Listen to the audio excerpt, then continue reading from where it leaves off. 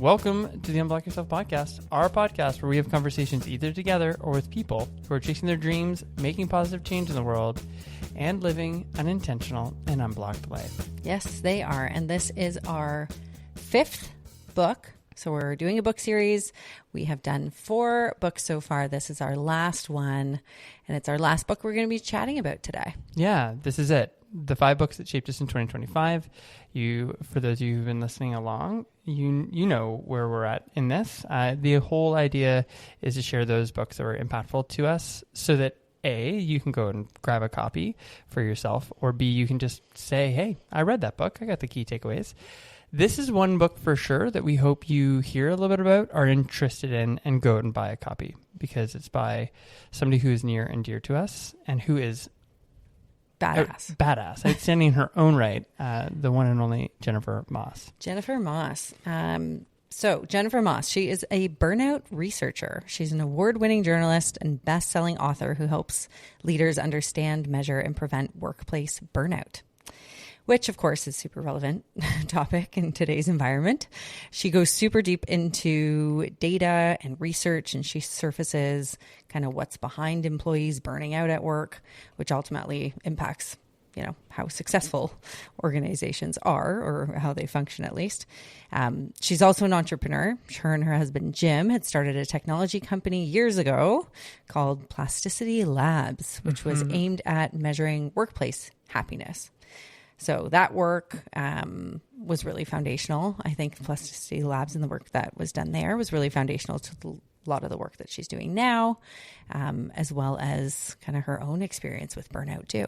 So yeah, and she shared a little bit of that story in Jen's podcast episode with us way early on when we were just starting this whole thing. Yeah, she's on an episode. I'll link it in the show notes. But she did. Yeah, we had her as a guest on this podcast. She's wonderful. She was one of our first, and that was almost a year ago now. Gosh. Yeah. Anyway, thank you, Jen. And this is one of those cases where we're going to say, Jen, when you read this or when you listen to this, where she's probably going to listen to it. So, hey, Jen. Hey, Jim. We love you guys and love the work that you do. So this book, Why Are We Here, isn't just one that we want to talk about because it's Jen Moss, but it's also, as we said, one that shaped us in this past year. This book follows from her other major book, or one of her other major books that was well known. It was called The Burnout Epidemic, and she also has a new book that was just launched. It's called Unlocking Happiness at Work, which is, I think I'd like to read that. I'd like to be happier at work, wouldn't you? Yeah. Good question. We're pretty happy at work. You walked right into that one. But, I mean, we're not in a corporate environment per se, so I know. Yeah. So dynamic. Why Are We Here? The whole idea of this book, so it takes a broader look at work today. It offers a guide to leaders who are trying to make their workplace a better place for their people to be their best. And a bit of a caveat here, because this book is a bit different from some of the others that we've done in this series. A lot of the books we've talked about are really helpful for individuals who are trying to maybe grow, improve, change something. This book was one that we read because we wanted to get some context on the work that we do or we're planning to do with some of our corporate clients. And so this definitely zones in on insights and perspectives that leaders can bring into organizations that they're working at. Yeah. So for those of you listening, a lot of what we're going to talk about and a lot of the content is probably going to be useful to you in organizations, teams you might lead. I think there's a ton of applicability, of course, in the workplace, but potentially if you are involved in any sort of nonprofit organization or any sort of community organization, that's where this book really kicks in for you. So let's talk about this. We always talk a little bit about things we like, things we didn't like so much, and wanted to maybe just highlight a couple of things for my part. I know we both read this one, but things in particular that I liked. The structure of it, I've got a copy of it here in my hand. Have I mentioned this before? I love things in threes. Yeah, I think I've talked about that. Every single episode. Episode. So I love the structure she put into, the book. It breaks things down into these 3 chunks. Part 1, the foundation. Part 2, the big challenges. Part 3, the collective, which is just starting to look at some of those key sets of themes. So I really like the structure. I also love just the heart that she puts into her work. I think that it's easy today when we hear a lot of news, a lot of media is talking about, oh my gosh, the workforce is falling apart. Oh my gosh, Gen Zs don't want to work. AI is eating the world. It's nice and refreshing just to have a point of view that leans so heavily into human beings and human beings at work. So that was something that I definitely loved. Is there anything that you loved in particular? It was just such a dense book, I'll say. Like it surprised me in that it covered such a wide range of topics. It's not a big book. Dense is a good word.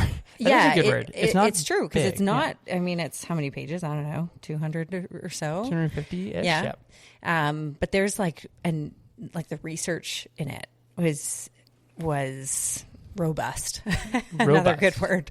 Yeah. But there was like 20 pages of citations. I mean, everything was backed and researched, and again, it just covered such a broad range of topics. There's a lot there. There's a lot there. I think, and maybe that'll touch on just one thing. And, Jen, we love you, and we will talk about this book as well.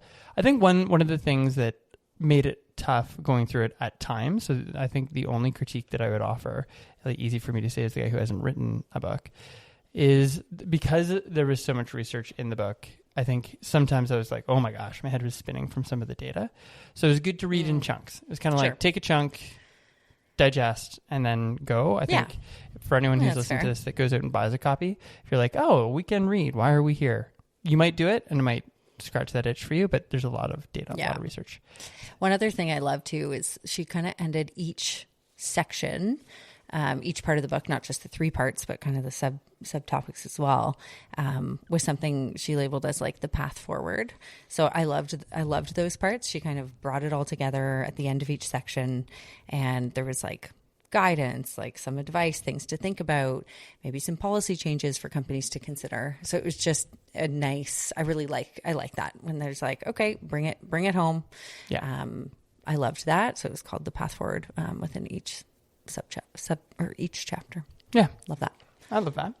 So I think today we're going for a bit of a different approach, just because some of the themes are broader in nature. I think that we wanted to maybe have a bit of a conversation about 3 parts of things. It. Yeah. So less like there are many things that you might take away from the book. There were 3 takeaways that stood to both of us that happened to be chapters, and I think we're more just going to have a conversation about these 3 themes because the themes are rich in and of themselves. So we can kind of dig into that a little bit.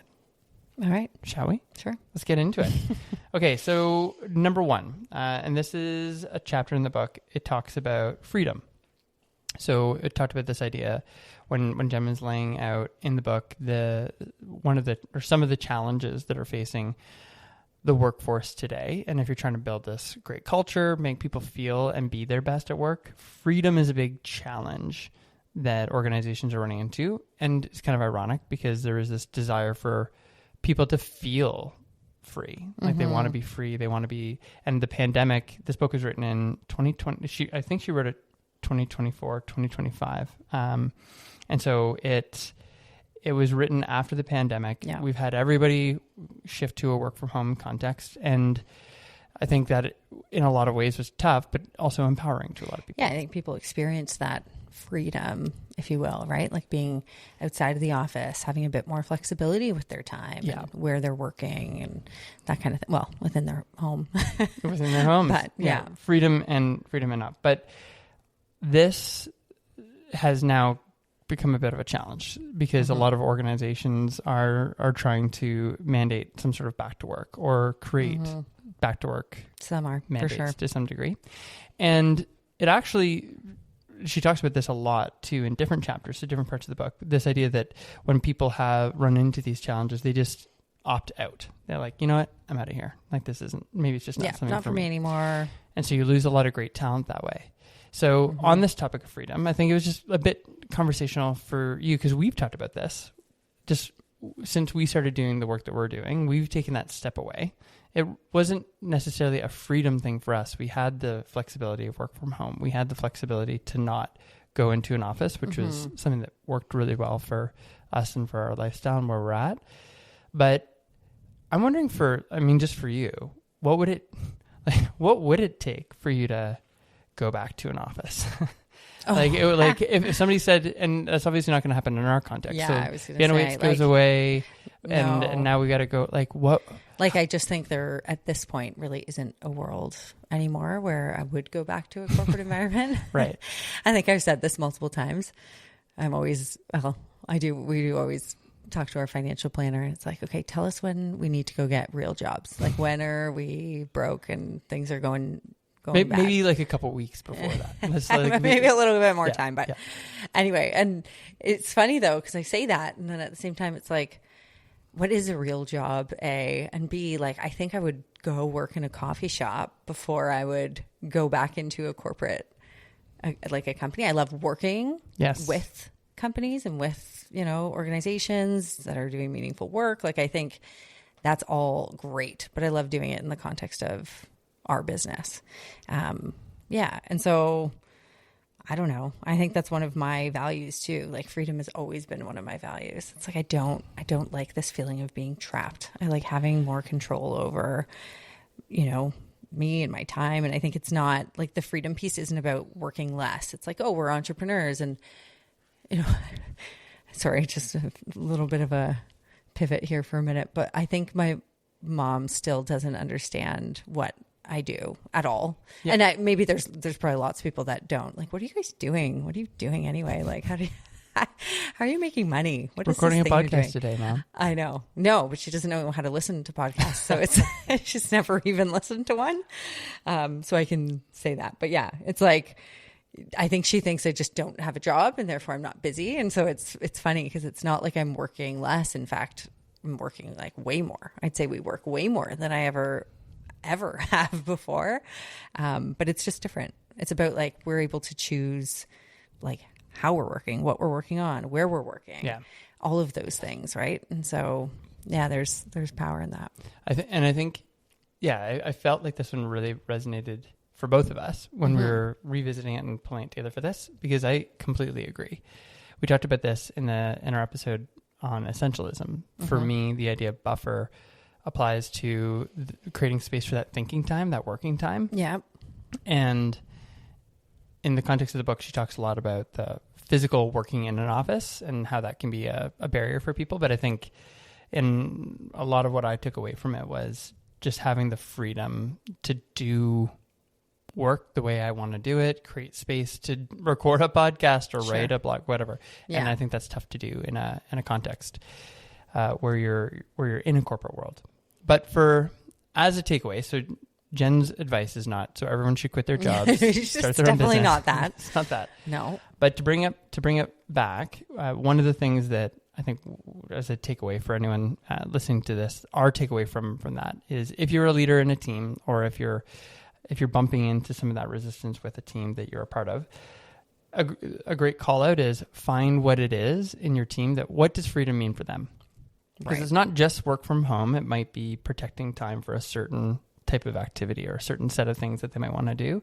So understanding what freedom looks like for your team and then intentionally creating space for that is a great strategy, because where people lack that freedom or are missing that freedom, it's going to create a huge amount of disengagement in a team and then ultimately in a workforce. Yeah, I think that's great advice. Okay. Love that. Freedom. And also, I should say, Braveheart is one of my favorite movies of all time.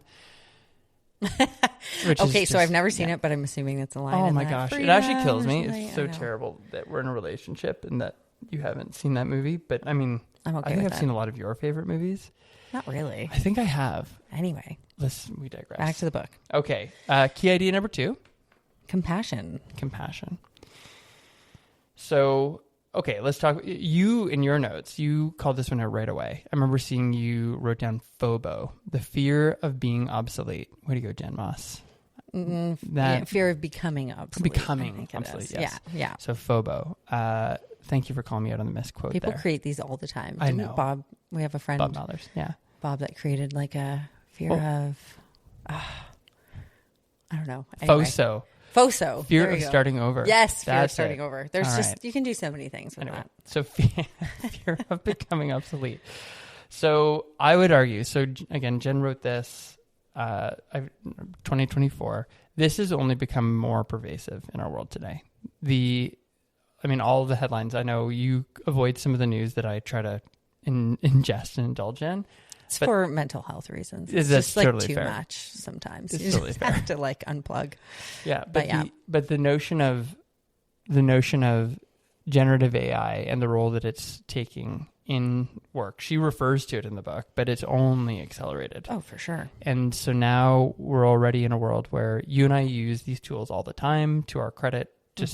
I think we've said before, we couldn't do anything that we're doing without some of the tools that exist today. Sure. Yeah. Not at the speed at which we do them. But in the context of a corporation, there's barriers. You can't necessarily adopt tools in the same way. Sure. And so you got these barriers. So we may be using them, but lots of people in the workplace aren't. And so now you've got all this noise, people having this feeling of becoming obsolete. Like that's a real fear, a real challenge that people can have. So it's intimidating, right? And I mean, it's all over. It's all over the news. It's everywhere you look, and people adopting AI, and it's replacing jobs, and it's scary for sure. It's like who doesn't have that fear? I think everyone has that fear to some degree. Or you should. You should. Yeah, you should. But on page 36 in the book, she actually refers to a study where where leaders and then frontline team members were surveyed separately.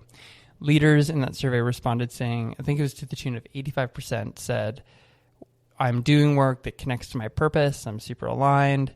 To contrast that, those frontline employees were more like 10 to 15%, super low. Who has access to these tools? Who makes the decisions about headcount and resourcing? It's the leaders, right? The leaders. And so I think that she called that out, and it was such a key idea around this, or I think a key data point around this whole idea of compassion. Because if you have empowered leaders and maybe staff or team members that are becoming less and less, or feeling less and less empowered, feeling more and more that they're fearful of becoming obsolete, you get this widening gap. And so the importance for leaders to have compassion is so huge in order for that workplace to become one where people can thrive. Yeah, for sure. I think it's like about bringing them along on the journey, right? Where it's like helping them understand these tools, making sure they feel like protected to some degree, maybe not the best word, but yeah, just bringing them along in that journey. It's not like, oh, AI is coming, and if you don't know enough about AI, then we're going to fire you and find someone that does. It's like, no, especially if you think about like the different generations that are in a workplace. Like I think I don't know if this is a stereotype or if it is, but for older generations, it could be even scarier, right? Like their technology isn't potentially as comfortable as it is with the younger generations. So that's scary. And so I think exactly that. It's like bringing them along for that journey, helping them understand the tools and, training them on them, like all of those things. It can go a really long way. When we were talking about Brene Brown's book, Strong Ground, she had that quote that I know that I loved. I think we both did. This idea of discipline was one of our key points. So discipline is the courage to do what you don't want to do in order to get what you do want to do. So I think as a point for the takeaway on this compassion piece, I think there's two sides to it. If you're a leader and you pick up the copy of this book, you're empowered to maybe make a change. So it's just what you were saying. If you're a leader, lean in to understand what is the work, what is the challenge that people are facing in those frontline team members, and build some compassion for the frontline team. Right. Help them understand what the tools are that can help them do their jobs better. Totally. And then on the flip side, I think if you're somebody who is more on the front line, listen to this, you're not quote unquote empowered as a leader. You're still empowered as a human being. So do what you don't want to do, learn the tools, ask the questions, lean into the questions, and in order to get what you do want to do, what you do want, which is the opportunity to contribute and raise your hand, ask the questions, and look for help in order to overcome that fear of becoming obsolete. There you go. Number 2. 2 down. That's 1 to it. go. Last one. Okay. Number 3.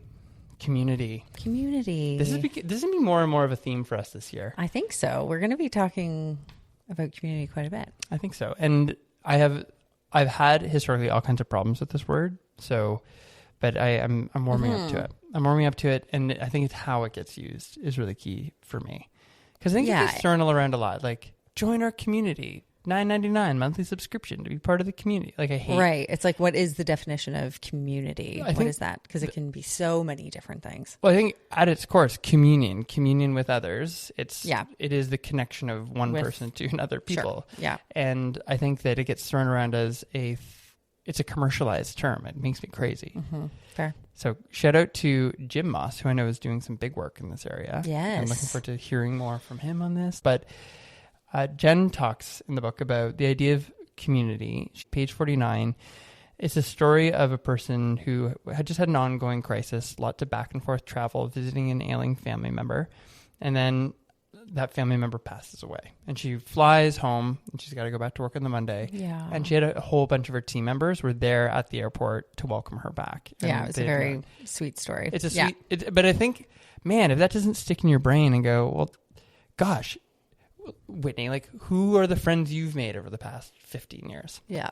The relationships that you've had that have been deeply meaningful, in large part, I know for you and for me as well. Mm-hmm. I mean, you and I met professionally. Like, this is just how so many, but I think it's true. Yeah. In that like, it wasn't friends necessarily, but it was, colleagues, right? And they had to find other people. I think it sounded like it was maybe a customer service center of some sort. So they had to figure out who's going to cover all of the people that were going to the airport then. And I think it's so easy to overlook. People get stuck in this notion of private, personal, professional, but at the end of the day, when I look around, so many of the connections that people have in my life and in the lives of people who I see, I mean, we just spend time with people. Those relationships get built with people. And Jen calls out from the research that's becoming more and more and more challenging, especially then with remote work, which we think is great in so many ways, but it does create those challenges to create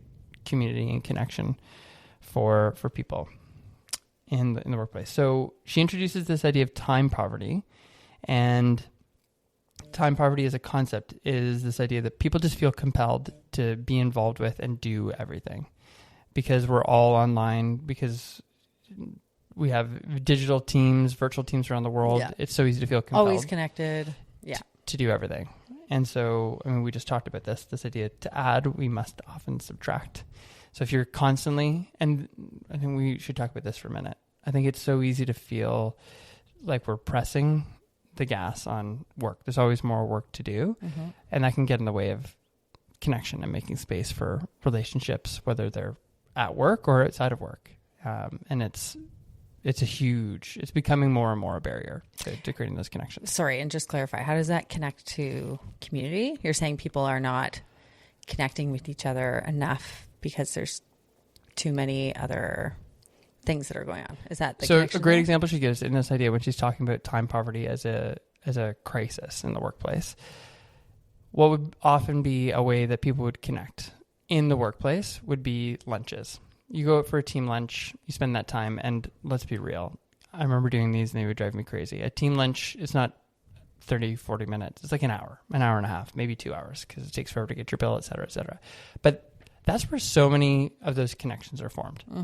And the whole idea here is that, forget remote work for a second. Let's just go to, you're in an office environment or context. Time poverty suggests that people don't have the luxury of that time to go for the hour and a half or 2 hour lunch. Sure. And again, Jen's recommendation isn't give everyone 2 hour lunch breaks, but it's let's be aware of how much people think is being asked of them. How much time do people perceive that they have?